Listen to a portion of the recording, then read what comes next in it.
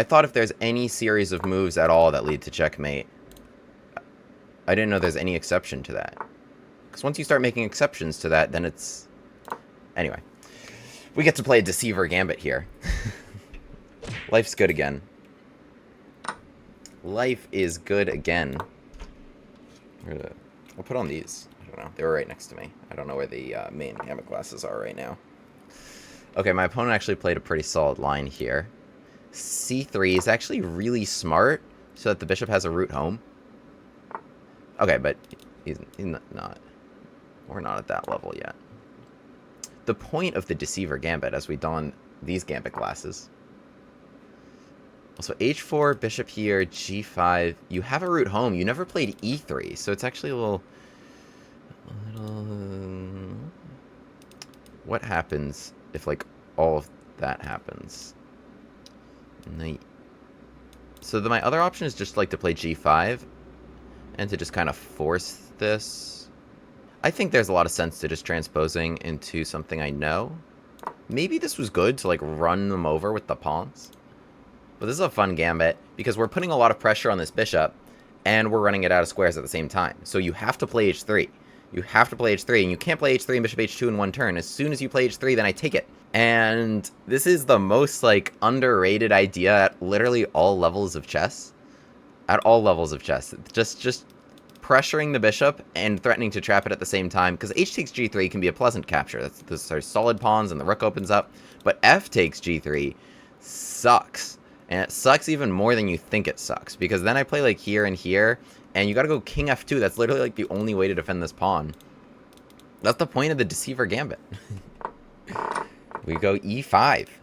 And then we harass this bishop. And this isn't gonna help you. So that's why I was saying c3 as soon as he played it. I'm like, ooh, that's clever. So the bishop has, like, any way to get out of there. Instead of, like, e3, the more obvious choice. c3, I think he thought my idea was maybe this. But it wasn't.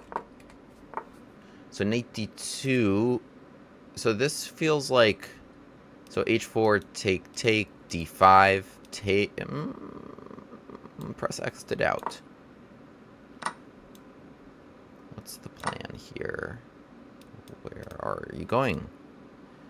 You never created a square. He really, really didn't want to play h3 and f takes g3. So... Oh my goodness, you know what I think he miscalculated? That there's pawn takes f2 check winning the queen at the end of this line. Oh! Wait, what a great thing to get on the board against an IM. Wait, that's awesome. It's the H pawn. Harry himself makes it all the way to f2 and destroys the white queen in how many moves? In 11 moves in the Deceiver Gambit against an IM victory entitled Tuesday. Let's go. Oh my god, wow, what an awesome game. That might be the greatest game anyone has ever played in the history of chess ever. Let's go. Oh my goodness, what a game. Okay, so he played bishop to g5, right? The Trompovsky variation. And the thing is, like, when our opponent plays the Trompovsky, you could do, like, main stuff, here, like, whatever. But your opponent's going to know it better than you. Right? Like, how much time are you really dedicating to studying the Trompovsky versus how much time are they studying to playing are they dedicating to studying the Trompovsky? Like, if you go here, like, they're playing bishop g5 anyway, probably. So, anyway, knight f6, bishop g5, but we turn the tables on them. Suddenly e5, and it's like, I know everything and you don't, because I literally invented this opening, and nobody would ever play that other than you, the Gambit Chads. Who follow the ways of the Gambit Chad. Because now after bishop takes e5, d5, right, as we were talking about, this is running out of squares. And let me talk briefly about pawn takes e5, which is actually more common. My opponent plays bishop takes d5, right? So it's just like kind of like harmless stuff we start out with here. You play c3, I go to c6, now I target the bishop. But it's like, this pawn and this pawn and this pawn, we're going to take away all your squares. And it's very hard to realize, like, you should play something like h3. Even then, the knight can do a lot from here. Like, c5, queen b6 is not off the table if you start dedicating, like, all your moves to saving this bishop. Okay, knight c6, bishop comes back, h5. So there's one good move here. I got the engine open. Plus 0.6. The next move is better for black, or triple zeros. The next move is bishop f4, actually just to run away, which is not obvious at all. Knight d2. So there's this line, which my opponent... we had the same position in the game, except there. it was the other knight. Maybe my opponent thought this. Still, d5 is not even a good move. The best move is here and run away before you've cut that off. But almost everyone plays e3 at some moment to cut that off. So in the game, bishop g3, h5, we come after it. Knight f3, you think you're fine, everything's fine here. Like if I go here, first of all, this is still good. Yeah, this is still minus 0.8 here. Not pleasant at all. Best moves are like all knight moves. All knight moves. Just being like no knight trade for you. And then your position sucks. This is so much compensation for the pawn. It's crazy. Alright. But in the game, I played g5, which is the best move, actually. And I got an exclam for it, which is cool. Exclams are always cool. Threatening to trap this bishop. And yeah, now he's just going to be out of squares completely. The engine's telling you... I mean, knight g1 is not so far off. Knight g1 is almost the best move here, just to, like, have some prayer, but this becomes still, like, really unpleasant. Like, the bishop can sit on e3, which just completely ties down your whole position. By the way, like, my king's open, but you can never get to him in any line. He'll just castle safe and sound.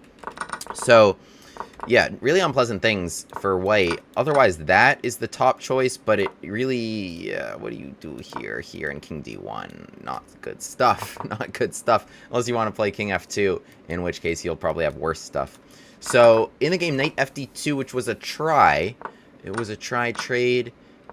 So bishop e5. No, I mean, you're just losing a piece here straight up. My opponent plays d5, takes, and pawn takes f2 to win in 11 moves. That was a fun one. That is a fun one, yeah, because the king has to take, and I win here because you don't have anybody developed, so the rooks aren't defending your own queen. So awesome stuff. Pawn takes e5 is, in fact, an even more fun line because we play d5 anyway. And what we get a lot of the time is this special line, pawn takes d6, so en passant, which is, as you see, a blunder, queen f6, which is such a nice move here. Bishop there, mate on the other end of that, and also queen takes b2 is really serious. So, like, for example, let's say they take a third pawn, also threatening, like, queen d8, we just go knight c6, covering the d8 square. Beautiful stuff, beautiful stuff. And then, like, what are you doing here? Like, let's say e3, we just take b2 with bishop to b4 check coming really, really strong, and the rook hanging in a lot of lines. So that's an awesome one. And then otherwise, like, okay, they could play like e3, but then we just go after this bishop. Just try to trap it. The ideas are very, very similar here, and already this becomes super good for black. So long live the Deceiver Gambit. Long live the Deceiver Gambit, chat. William Grave, the Gambit man, takes his seat at the board. e4, e5, knight f3, bishop c5. The Bushgas Gambit on the board. On with the Gambit classes.